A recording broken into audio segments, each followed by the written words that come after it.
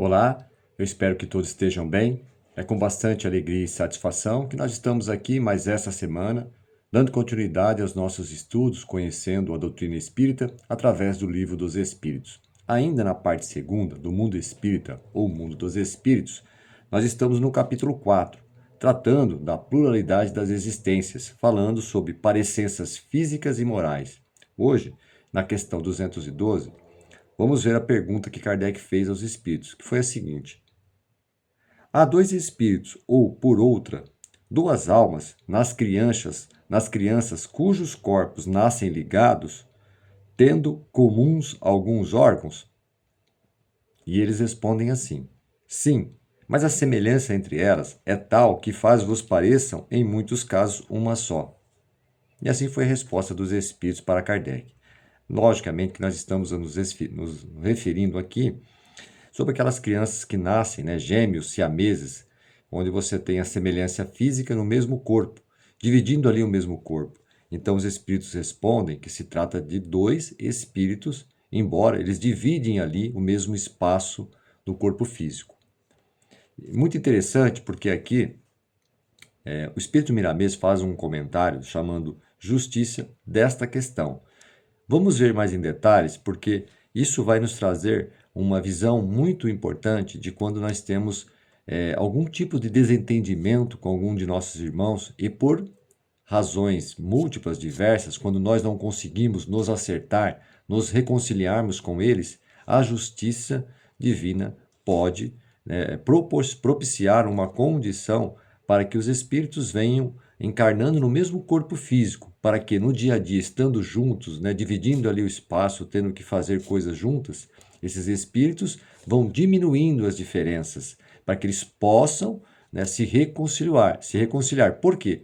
Em existências anteriores, provavelmente, esses espíritos tiveram oportunidades, mas não conseguiram fazer essa reconciliação. Talvez o ódio, a mágoa, né, algum desentendimento que ficou, não foi possível fazer isso de forma, vamos dizer assim, harmônica. Então a justiça divina, vendo a dificuldade desses dois espíritos, né, por tentativas diversas, proporciona, né, um corpo para que eles dividam ali.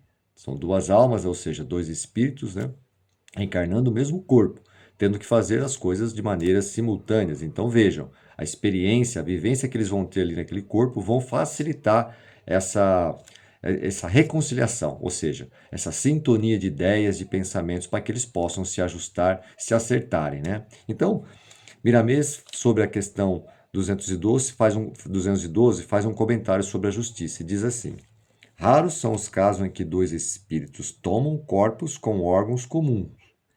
Eles nascem ligados pela força da justiça divina, que tudo faz para a paz das criaturas e usa de todos os meios para a devida reconciliação.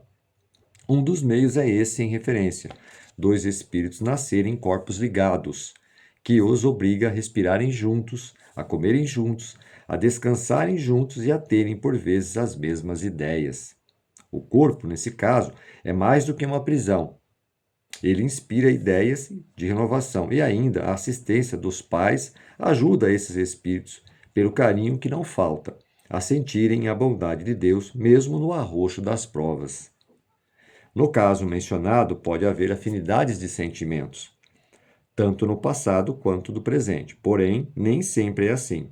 Podem ser espíritos inimigos, a quem os braços da carne faz esquecer as faltas, sendo que o perdão é como que a chave que abre as portas da prisão biológica. Vejamos o que diz Jesus: deixa perante ao altar a tua oferta, vai primeiro reconciliar-te com o teu irmão, e então, voltando, faz tua oferta. Ou seja, né? O que Jesus quis dizer aqui?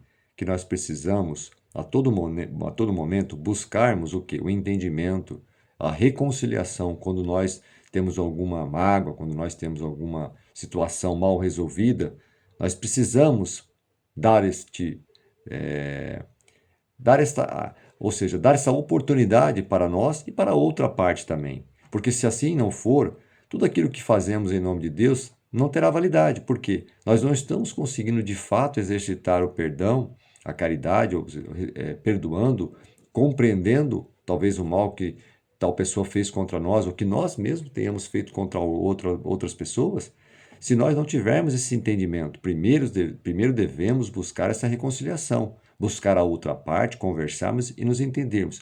Caso isso não for possível, nós devemos, pelo menos, ter a atitude de dizer para outra pessoa: olha, da minha parte, eu me encontro, né, kits, já te perdoo, sobre aquele ponto, sobre aquela dificuldade que tivemos juntos.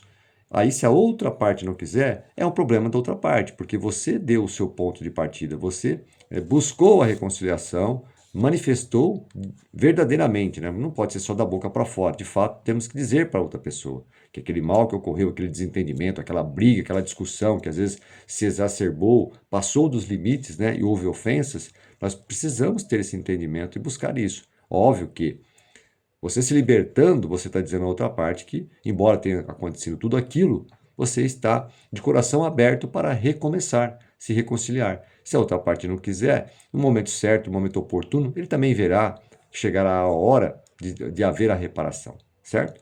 Os espíritos no mundo espiritual, quando arrependidos do mal que fizeram, oferecem tudo a Deus para se livrarem das agressões resultantes desse mal a outrem. Deixar a oferta no altar do coração e ir primeiro reconciliar com o irmão em caminho do despertamento, nesse caso, é trilhar o caminho da carne, da família, enfim, da humanidade. Depois voltar e fazer a oferta com a consciência pura, sem que ela possa acusar o espírito. E aqui reforçando o que falamos, né? Primeiro, se temos alguma pendência, algum assunto mal resolvido, voltamos, procuremos aquela pessoa, procuremos aquelas pessoas e resolvemos aquela questão, né? Deixamos ali tudo a pratos limpos, para depois sim voltarmos a fazer as nossas orações, as ofertas a Deus, porque senão é uma coisa estranha, né? Como é que a gente pode buscar a Deus se nós estamos ali com a mágoa, com ódio de alguma pessoa? Não faz sentido algum, né? Em muitos casos, o mundo dos encarnados é palco de encontros aparentemente indesejados, mas que no fundo são bênçãos de Deus que se libertam, dando início à felicidade. Isso tudo é força da justiça divina, operando em favor dos que sofrem e choram as reações das ações praticadas. Compete a cada criatura descobrir as suas possibilidades de moralização e fazer a todos os momentos cirurgias morais, tornando-se operários de Jesus na casa de Deus. Se a solução dos problemas se encontra dentro de nós mesmos, necessário se faz que não desertemos desses processos, porque é dentro das lutas que alcançamos a paz. Se não deseja viver com o inimigo frente a frente, em corpos ligados, reconcilie-se com ele enquanto se encontra no mesmo roteiro. Jesus recomendou que orássemos para os nossos adversários e caluniadores. Se o mal não merece discussões, ampliemos as possibilidades do bem, deixando que o amor cresça em nossos corações a irradiar para todas as criaturas sem distinção. A justiça de Deus não erra o caminho, e ela somente veste a roupagem da misericórdia quando entregamos as nossas mãos à caridade que sempre salva. O fora da caridade não há salvação, do apóstolo Paulo em espírito, é uma verdade das verdades anunciadas pelo Evangelho, pois a caridade é a luz que nos guia todos por ser filha direta do amor. E assim termina o comentário do Espírito Miramês sobre essa questão. Então veja, né? De fato, quando isso acontece, a providência divina, né, que proporcionou essa situação quando, né, você vê ali, dentro de um mesmo corpo físico, duas almas, dois espíritos dividindo ali, né? Então, é necessário que esses espíritos, estando próximos, respirando juntos, né, como foi dito aqui, comendo juntos, fazendo todas as coisas juntos, vai haver a necessidade deles se entenderem, de haver uma harmonia, de haver uma sincronia, né, dos movimentos e tudo mais. Então, veja, para que isso não aconteça, o que foi dito aqui, né? Fora da caridade não há salvação. E a caridade não é só a caridade de você doar alimentos, ajudar financeiramente, né?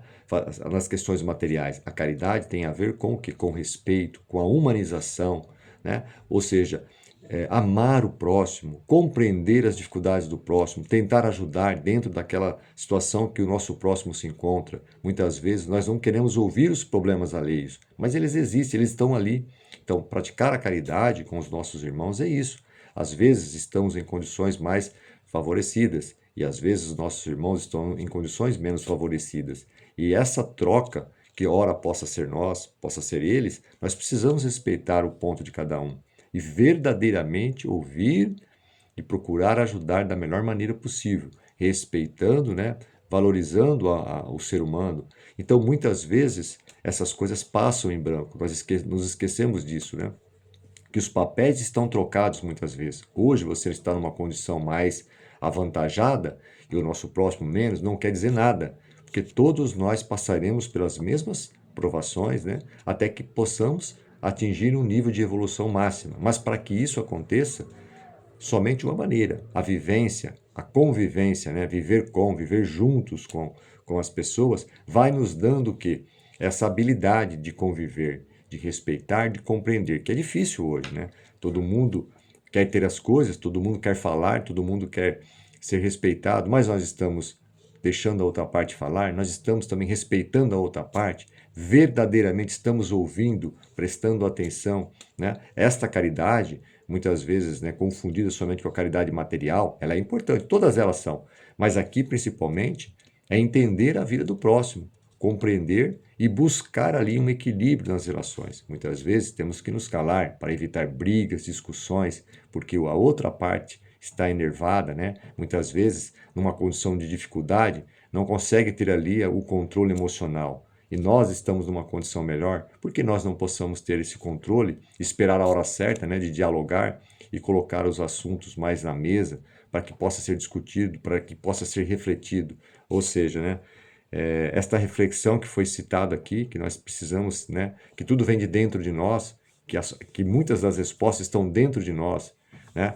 Como que a gente vai encontrar essas respostas se nós não paramos, pensamos e refletimos sobre as dores, sobre as dificuldades, sobre como nos melhorarmos em todos os aspectos, principalmente nesse aspecto, né, de esse entendimento, evitando assim muitas discussões, muitas brigas, né, evitando assim que acumulemos, né, pendências com nossos irmãos e que cedo ou tarde teremos que ali voltar naquele ponto para destravar, desenrolar aquele nó, né, que ficou ali, aquele mal entendido, e seguirmos em frente, porque precisaremos, de certa forma, resolver aquilo. Se não resolvermos nesta, com certeza a providência divina nos proporcionará, né, uma aproximação para que possamos, de fato, nos entendermos e nos reconciliarmos. Ok? Eu acho que foi uma lição muito oportuna, trouxe pontos importantes para refletirmos sobre a caridade, sobre o amor ao próximo, né?